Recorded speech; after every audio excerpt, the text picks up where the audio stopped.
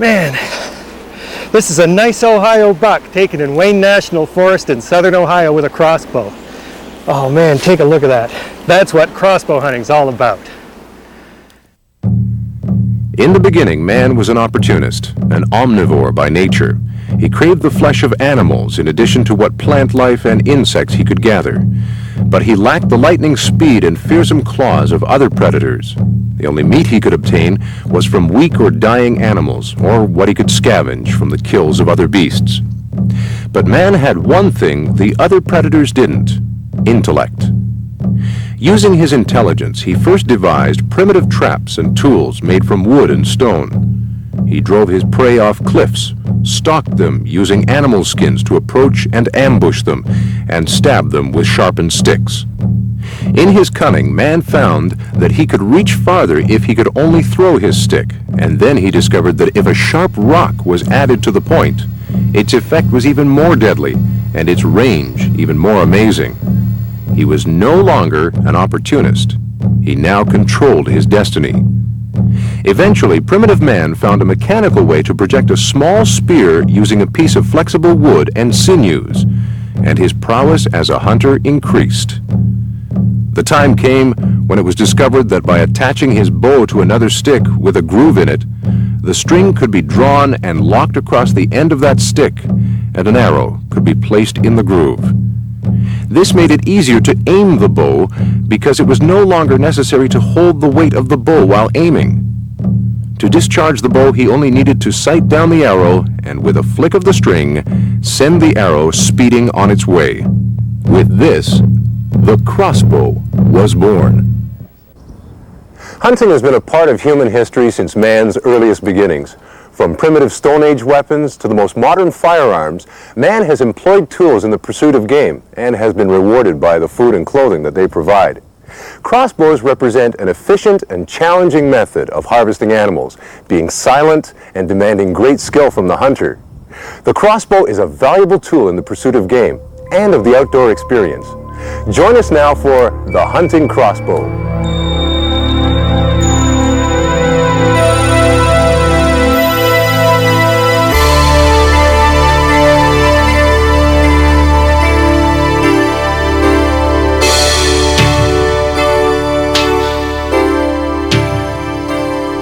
We could probably deal more with the later history of the crossbow. The early history of the crossbow is somewhat shrouded in mystery. It may well be that the earliest crossbows were in use in China.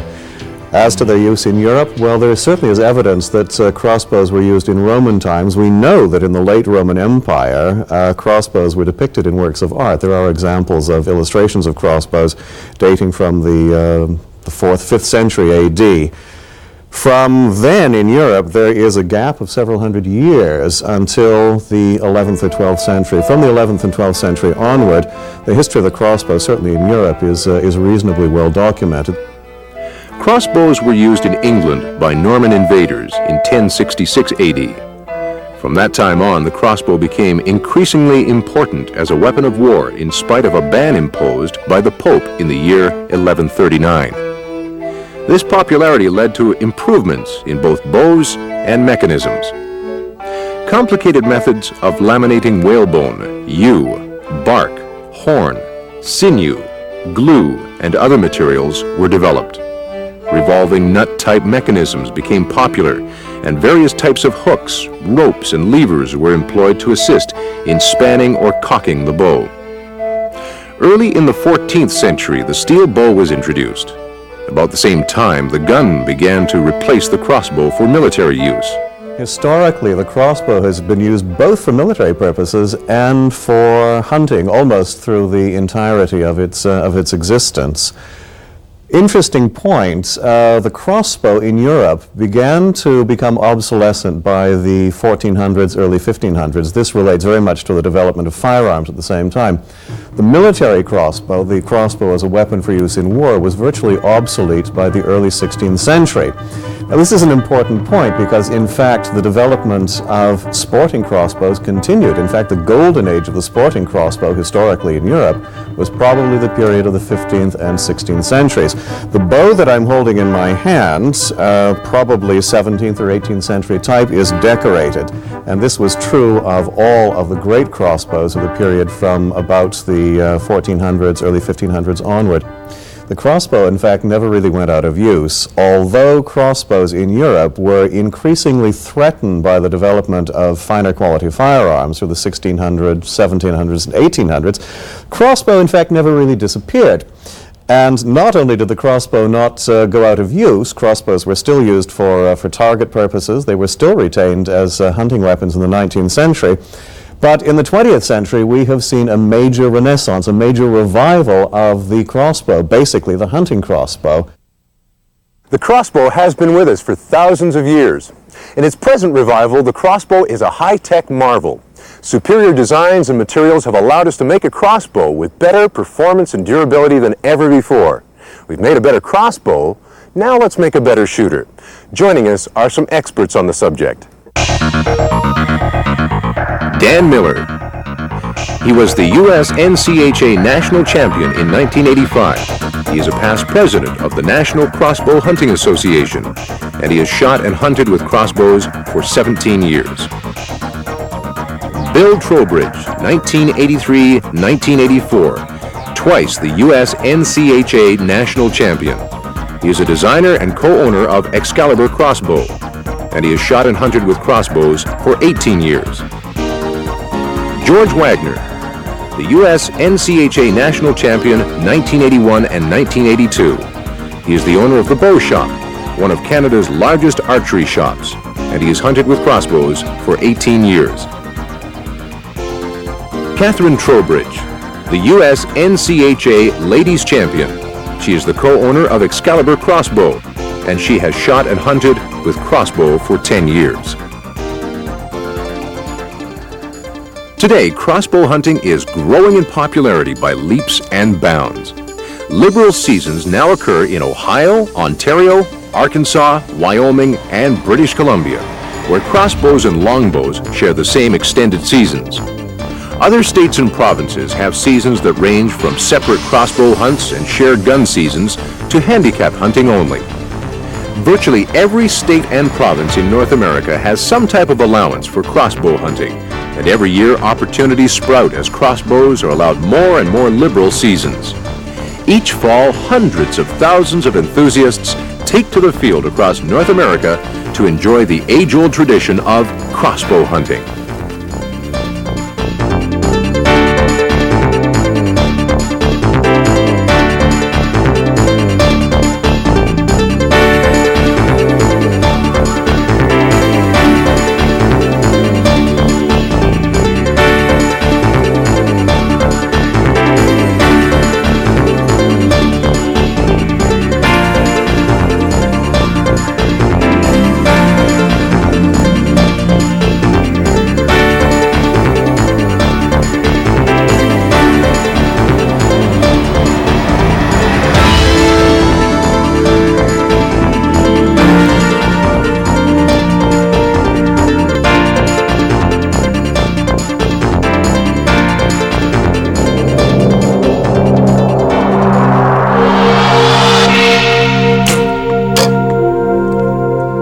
Crossbow versus a compound. Is there a controversy? I don't think so. Both weapons are in the archery family. You can check your dictionary or encyclopedia. The crossbow got a bad rap back in the medieval times when it could pierce armor. The English longbow could not. Let's take a look at some of the similarities and differences between the crossbows and the compounds. Both have limbs, both have strings, and both propel arrows. The shorter arrows on the crossbows are called bolts. Now let's take a look at some of the differences. To use the crossbow, you place your foot in the cocking stirrup, grab a hold of the string, pull back until it latches. The trigger can then hold the string indefinitely. This can be an advantage to the handicapped. The compound has to be drawn and held until a perfect shot presents itself, which could be 30, 60 seconds. However, it's a lot easier to maneuver through the woods because everything is in line. The crossbow's limbs are at 90 degrees with the stock. When walking through the woods, it's easy to get caught on branches. So when we add it all up, the compound has maneuverability, But on the other hand, the crossbow shooter does not have to draw or hold any draw weight prior to shooting.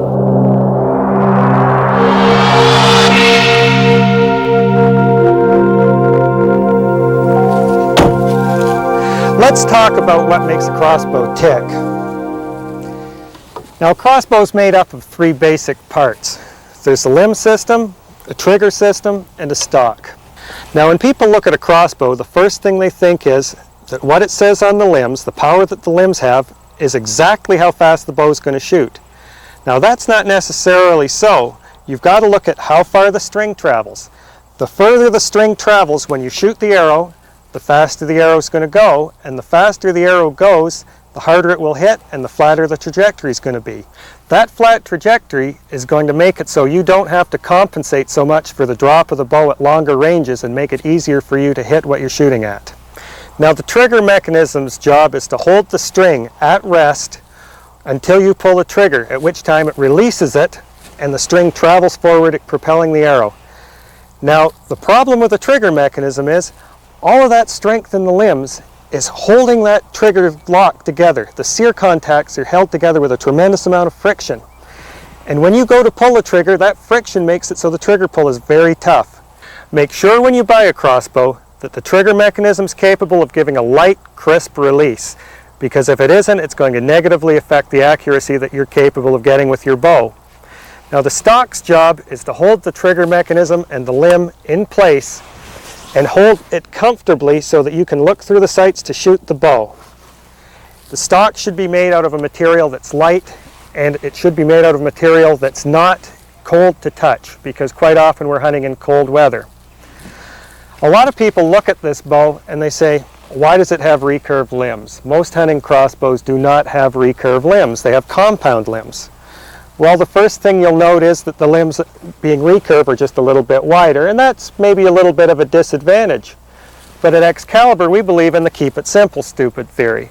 We look at the limbs of this crossbow and we see a lot less moving parts to go wrong.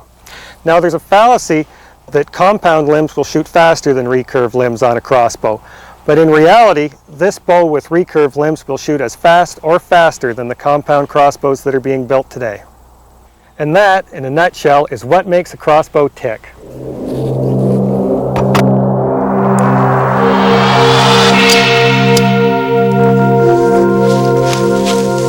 Once you've purchased your crossbow, whether it's through mail order or through a dealer, the first thing you want to do is get out the owner's manual and read it thoroughly. There's a lot of good and useful information in there. The next thing you want to do is go over your bow and make sure all the fasteners are tight. Now, one thing that's hard to explain in the owner's manual is how to put the string on, and I'm going to show you how to do this right now. You take the loop of the string and put it over the tip of the bow, and you grab a hold of the other end of the string, as I'm doing here. You put the tip of the bow down, and you grab a hold of the limb just again as I'm doing here.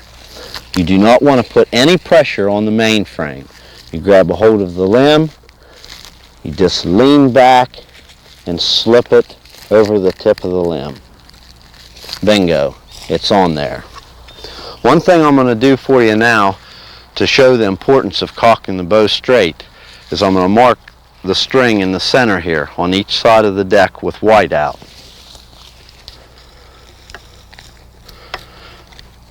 This can help you with the accuracy, because if the bow is cocked 1/8 of an inch out of center at 30 yards, this can become 4 inches.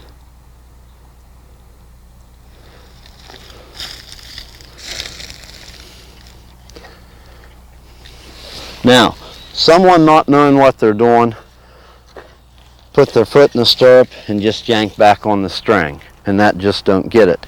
You want to make sure your foot is firmly in the stirrup. If that crossbow slips off of your foot while you're cocking it, you could end up with a broken collarbone, broken jaw, singing soprano in the Vienna Boys Choir, or even worse. We don't want that to happen. I can show you here what happens when a crossbow is cocked incorrectly.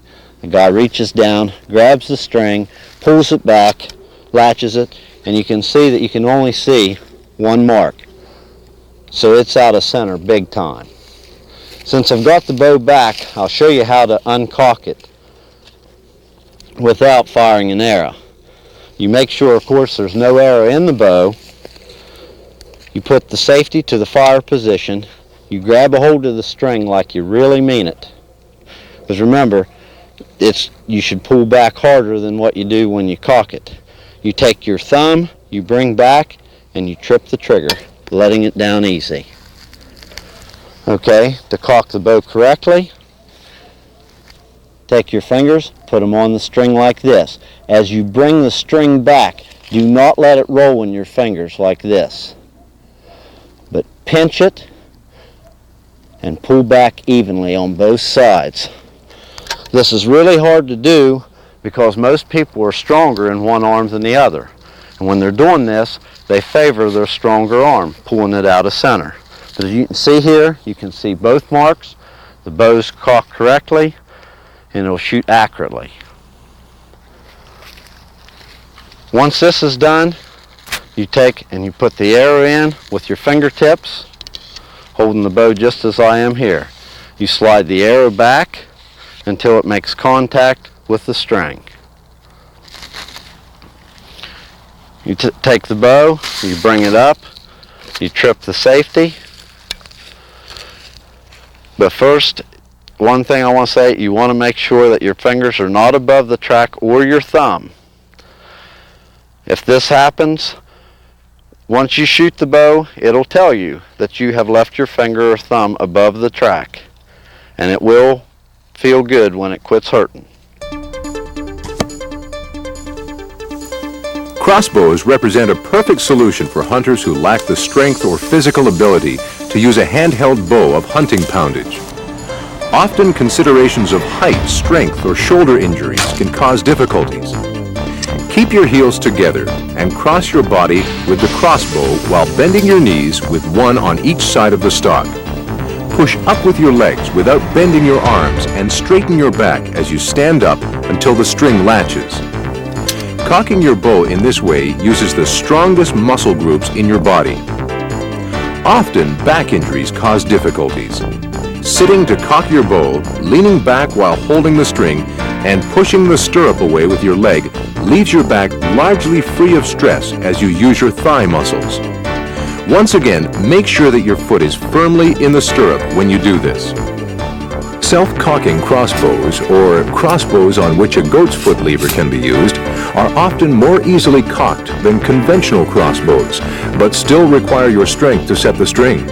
Both of these methods can only be used on bows with very short string travel, and their power and range will be limited.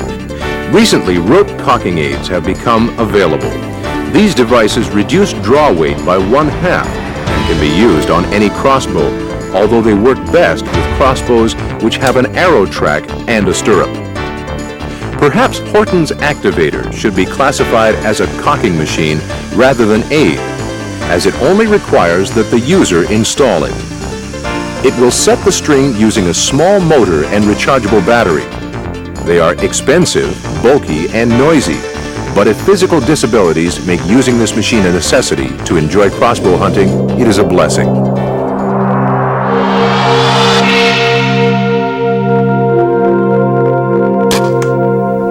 When you're choosing a hunting crossbow, we usually just recommend that you look over the bows.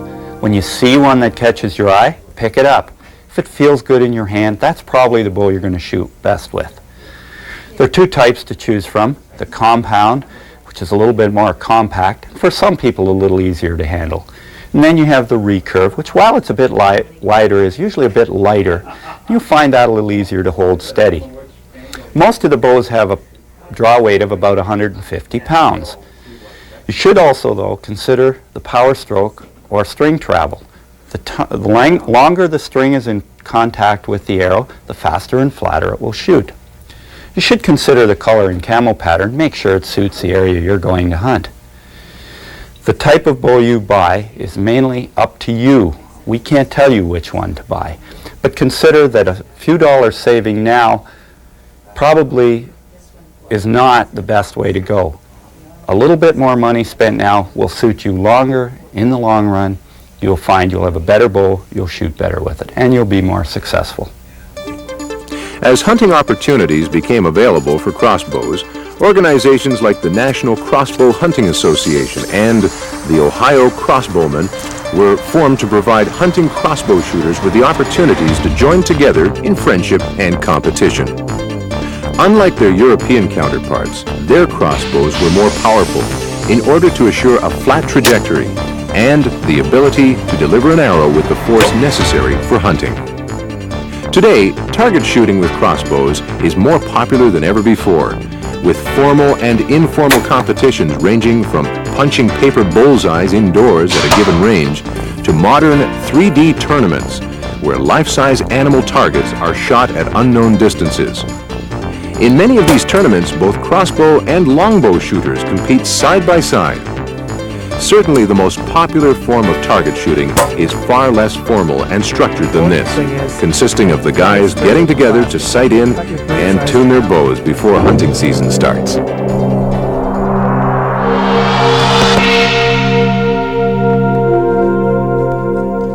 Target shooting is vitally important for honing your skills for the hunt. We have several different types of targets here. We have a bag target. The nice thing about this, it's very lightweight and portable. And when you're using target arrows at it, they go in very easily and you can pull them out with 2 fingers. However, you can't use broadheads at this type of a target. Therefore, we use a styrofoam cube, or you can use an ethyl type cube as well. And when you shoot your broadhead arrows at this, when you shoot into the target, you can pull it back out and you pull your broadhead out of the same hole, and therefore you don't damage your arrow or your broadhead.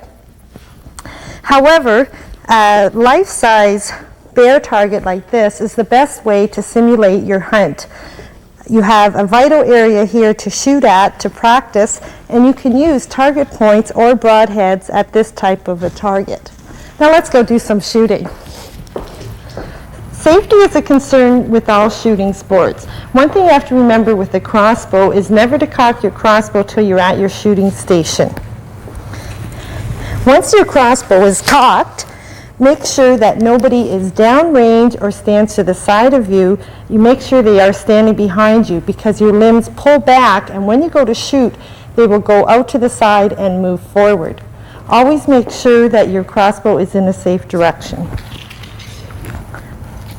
When you go to shoot, when you put your arrow on, have your crossbow pointed downrange or down, and when you're ready to shoot, you just push the trigger forward and squeeze the trigger. And remember when Danny was talking to you about cocking the bow off center? I'm going to demonstrate to you now what happens when you shoot an arrow when you cock it off center.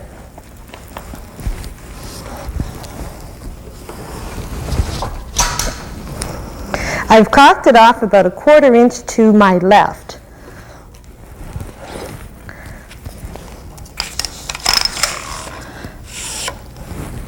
And when I go to shoot, I'm going to aim at the center just as if I had cocked it straight, and we'll see what happens. As you can see, I shot off to the left. It looks like it's about 6 to 7 inches to the left. If I was cocking the bow to the right, the same distance, I would end up shooting 6 to 7 inches to the right. So make sure every time you cock that crossbow, it's pulled back straight, and these little dots sure help you do that. One thing you have to remember when you're shooting a hunting crossbow is the moment you pull that trigger, that arrow is going to drop. And when you're shooting out at 0 to 20 yards, your bow will shoot virtually flat. However, it'll drop 6 inches if you shoot around 30 yards, and at 40 yards, it can drop up to 24 inches. And if you did shoot at 60 yards, it could drop up to 5 or 6 feet.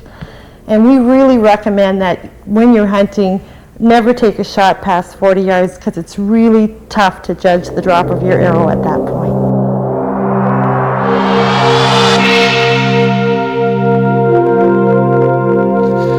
When choosing a hunting location, there are 2 important things that you have to consider.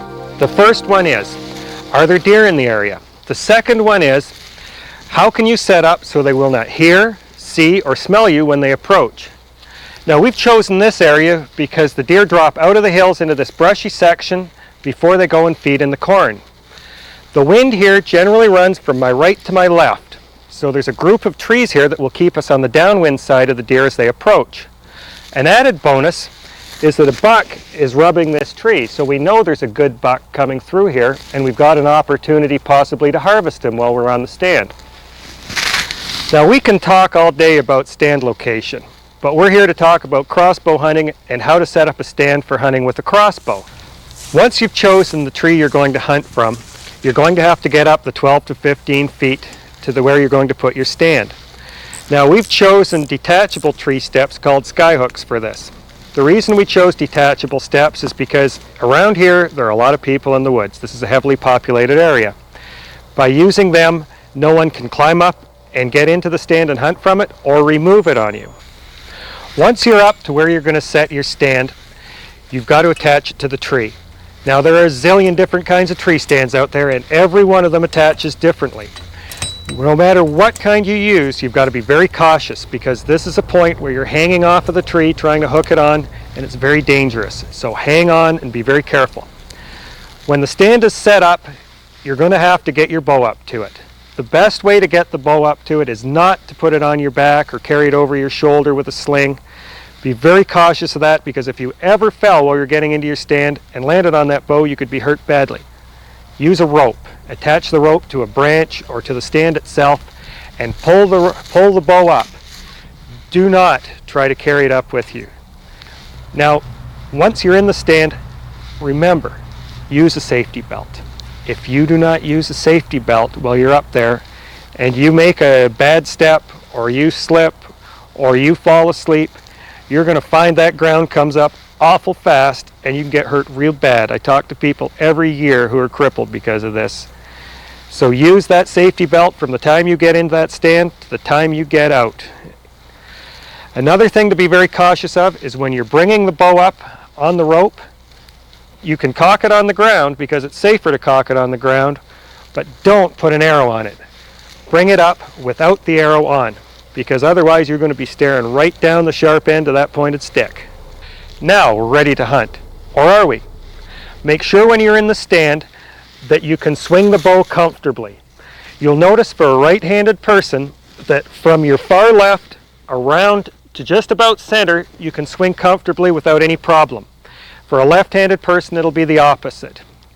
If you want to shoot further than that, you're going to have to stand up because you're not going to be able to twist your body comfortably. Also, make very sure when you're up in that tree that you don't have any branches that your limbs on your bow can contact, because if you take a shot and the limb sweeps forward and hits that branch, it could launch you into space and you're going to be coming down real fast. And that's it. We've found the location, we've got our tree stand set up, and now we're ready to hunt from that tree stand safely. One of the greatest advantages to using a crossbow is the ability to use a ground blind. Using a ground blind, you can move into an area, set up and hunt it that night, leaving a minimum amount of scent. And I personally have used ground blinds to shoot a lot of nice deer. Using a ground blind can be as easy as sitting with your back against a tree in a hardwood forest, or as complicated as setting up in the vegetation on the edge of an agricultural field. Now, one place you can't use ground blinds is areas where there's going to be low brush and it's apt to deflect your arrows. One thing you're going to need to set up a ground blind is a nice stool, something that's comfortable and you can set it up and be able to sit there for several hours. Foreground can be very, very helpful while you're setting up on the edge of an agricultural field without any background. But you've got to break shooting lanes through it. Set up back in several feet from the edge of the field and break shooting lanes through so you can comfortably get shots in several directions into the field. Now that's very important because you don't want to get any deflections on that brush while you're trying to set up your shot.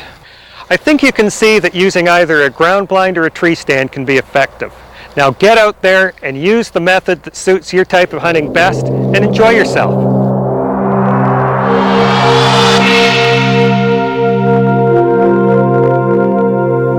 Once you've chosen your crossbow, you'll need a sighting system. And remember, you can't shoot any better than you can see.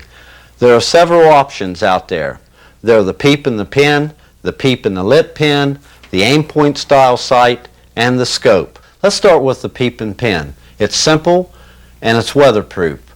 However, under low light, the aperture becomes fuzzy, making it hard to see the pin and the target. Now with the lit pin, you can see your front sight, but with the brightness of the pin, it's hard to see past the pin toward your target. The aim point style sight uses a battery illuminated red dot. It's like a scope, but it has no magnification. It's not affected by the weather, and you don't have to shoulder the bow to shoot it. However, it's expensive, and you're always at the mercy of the batteries. Now, by mounting a scope on your crossbow doesn't allow you to shoot any farther. However, the scope has light gathering capabilities that lets you shoot earlier in the morning and later in the evening. A scope can also be used as a trajectory compensator. However, in foul and rainy weather, the lenses can become fogged and making it impossible to see your target. Remember, the crossbow is a short-range weapon. Mounting a scope lets you shoot no further. It just gives you a better picture of what you're shooting at. However, we recommend a low magnification scope to give you a better field of view. Now, all the sights that I've mentioned are accurate, but remember, you can't shoot any better than you can see.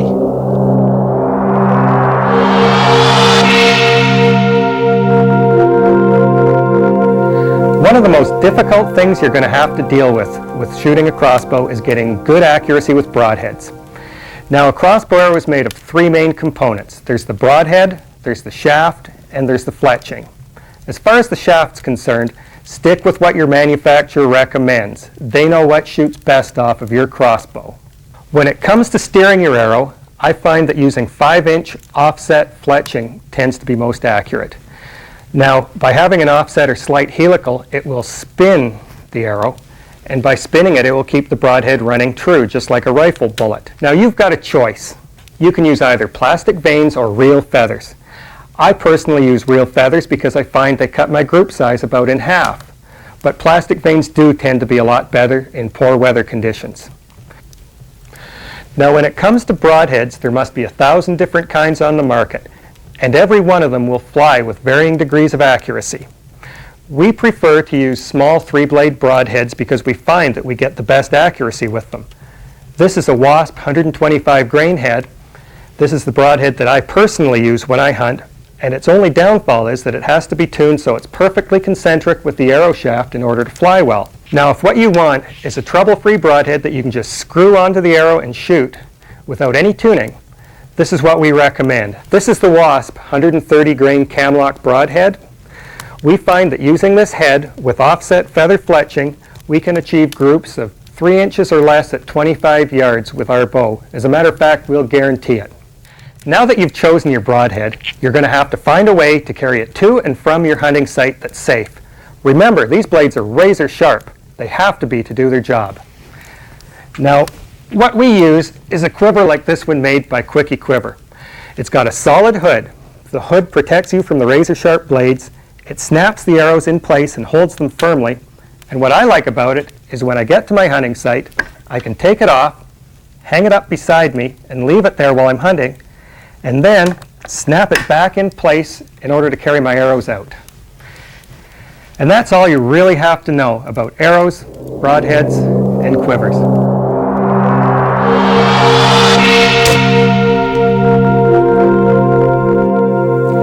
Since crossbow arrows kill by causing rapid blood loss, you're not going to see the animal tip over the way you would when you hit it with a slug or with a rifle. Now, what you want to do is hit it in an area where you're going to cut a maximum number of blood vessels and cause it to bleed fast and cause it to bleed hard so that you have a short recovery distance and a good blood trail. Now, the best way to shoot it, the best place is going to be to hit it just above the heart. This, we've drawn in the heart here in the animal. If you hit it just above the heart, where all of the main arteries and veins come out, you will find that it dies within 60 to 100 yards. Now, if you hit a little bit low, you'll hit it in the heart. That'll also cause a good quick recovery. And if you hit it too high, you'll still be well into the lungs. Now, if you hit it a little further back and hit it in the liver, this is still a killing shot. But make sure you give it a little extra time. If you can identify that you've hit the animal back towards the liver, give it at least a half an hour to an hour before you follow it up. Now I've drawn in the shoulder blade here. The shoulder blade is something that you're not going to penetrate with an arrow. Arrows do not go through bones. They have about the same energy as a .22 rimfire rifle. So make sure you aim behind that shoulder blade and behind that leg bone, because if you hit them, you're not going to get to recover that animal. Now, if an animal is quartered towards you, you don't want to have it quartered any further forward than you can hit it behind the leg bones and still get the arrow into its lungs or heart. If it's too far forward, you're going to be shooting through too much bone, and there's a good chance you'll get a deflection there. And that's not going to cause a killing shot. You'll get a wounded animal. Nobody likes that. So if it's quartered to you, maybe you're best to let it go. Try for another day. Quartered away is an ideal shot. But remember, you're not shooting at the outside of the deer's chest. You're shooting at the inside. You want to pass the arrow through the center of its chest. So once again, about a third of the way up the chest, and always aim to hit the front leg on the far side as it quarters away from you. If you're shooting from a tree stand, there's a good chance that you're going to have the animal quite close. As it gets closer, remember, we're trying to go through the center of the chest. Aim higher and higher on the chest until you get up to about here. Once you're in this position, you're getting too close to the spine. Now if you hit the spine, there's a good chance that you'll knock the animal down. A spine shot will cause the animal to go down immediately, and it'll stay down possibly, but there's a chance that you just nick the spine. If you just nick the spine, he's going to get up again and he's going to run away, and you're not going to recover him. So if it goes down, don't stand there and watch. Get another arrow into it quickly to make sure you're going to get the animal.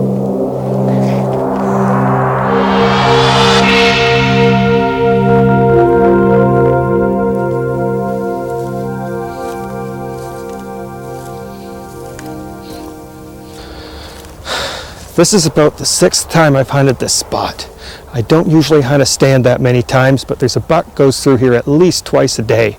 Now, I've only seen him once crossing out in the cornfield here. There's a good chance he could come through at any time, so we better get up the stand.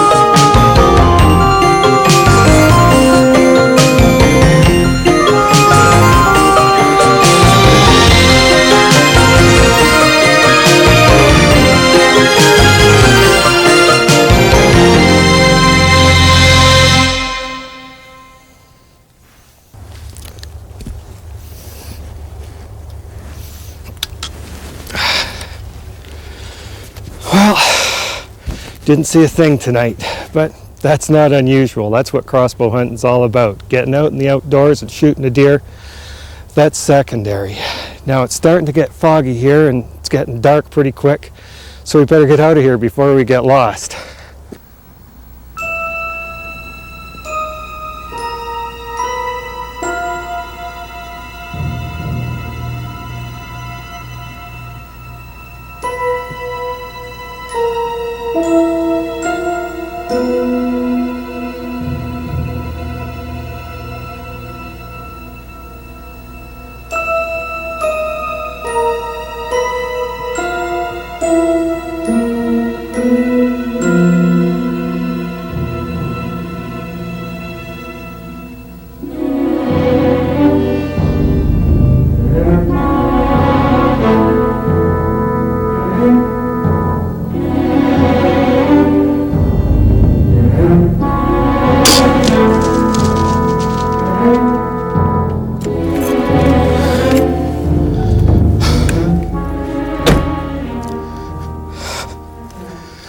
Okay, there's the arrows. All right, we picked up off a stand early because of the fog tonight. We couldn't see very well, so we were on our way out. As we crested this hill, we looked over and we could see the top of the antlers on this buck. We crouched down and hit him a couple of times with a grunt call. Now he turned and he come in and he hung up at about 40 yards. And I was sitting here watching him. And then he hung up for a long time and he started to walk. And then he stopped at 30, but he was quartered to me and I was afraid to shoot. Finally, he turned broadside. And when he turned broadside, I put my 30-yard post on him and slapped the trigger. Now the shot sounded really good, but we're not sure, so we gave him 2 hours. It's been 2 hours since we fired this shot. And now we're going to go over and start looking for the arrow so we can be sure where he's hit.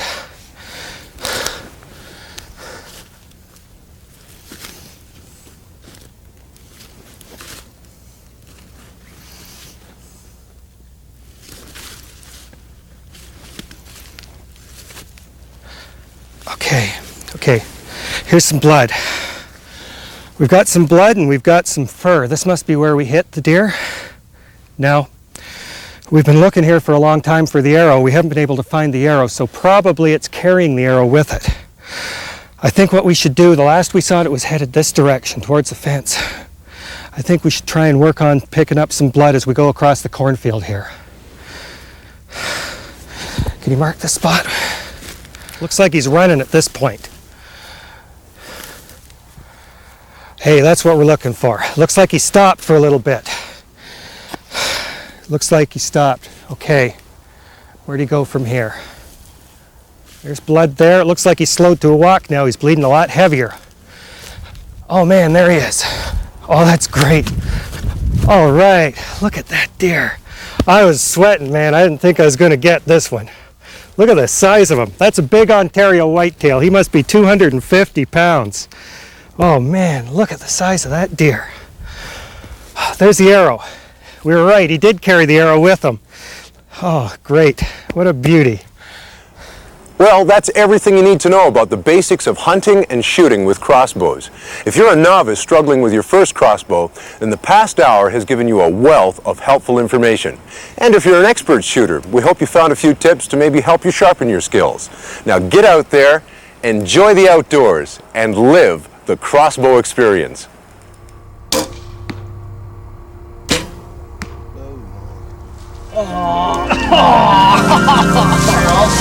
I'll set him up.